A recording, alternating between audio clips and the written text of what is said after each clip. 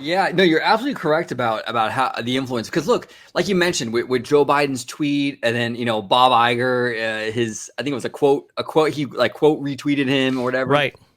and that, like you said, that cascaded down, and this whole Reedy Creek thing really started with that, Yep. right? And you Hmm. can even go back a few years. I mean, the Twitter sort of set this kind of tone during the summer of 2020 that sort of spawned Disney to retheme Splash Mountain. I mean, I would argue that without Twitter and kind of the conversations happening on Twitter at that time, Yeah. Disney wouldn't have felt the pressure to sort of address this theme for Splash Mountain. It wouldn't have. Right. It wouldn't have even have happened. It wouldn't have been announced, right?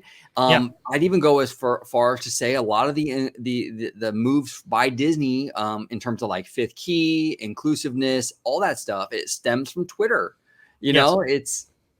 This is kind of like the public square that all this stuff sort of comes from.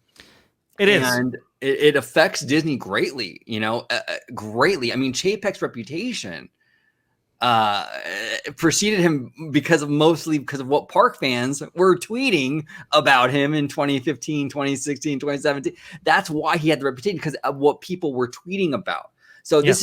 it's massive impact on Disney. I mean, this could change where Twitter goes, and where that conversation from Twitter goes could really impact where Disney goes, Yes. especially with a CEO like Bob Chapek, who is very data driven, he's very focused on what is the public talking about, what the public wants. So if you're a Disney fan, you should be watching the Twitter story very closely, because this as Twitter has affected Disney greatly in the past, and it could affect them going forward. And with Musk now owning it, the game has changed.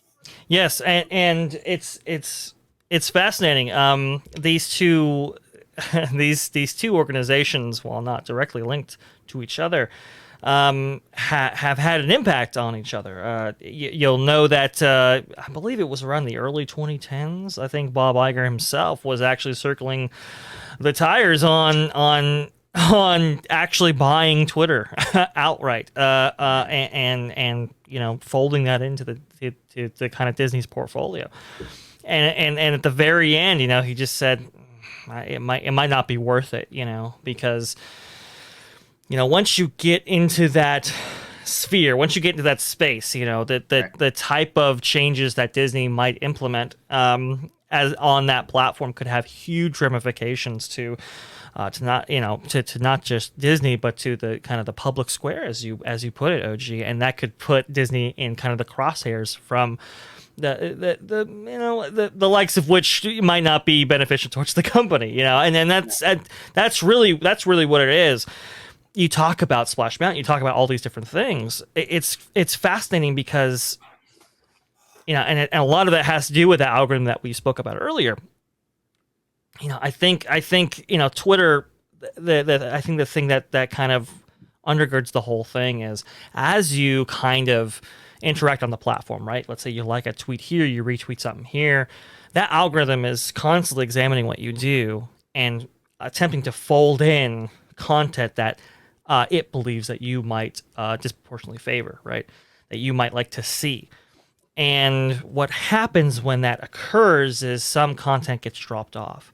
Well, you can kind of imagine how this can kind of insulate you from the wider conversations actually taking place and give you maybe a false impression of what's actually going on. This is kind of one of the downsides of this algorithm not being transparent in how it functions, how it works, because there's limited control in how that occurs, right? And I think that's what kind of tripped Disney up, especially in these most recent years. I think Disney, you have a lot of corporate executives, a lot of people who have influential power at the company, may have gotten sucked into that insulation. It may have got sucked into that kind of that groupthink or that echo chamber that is invisibly constructed around you, and maybe alter what maybe the alter your perception on what the public perception actually is, right? And that's why I brought up the polling when I did, just to kind of demonstrate with data, hey, some of these ideas that were circling around the company and so forth weren't necessarily popular.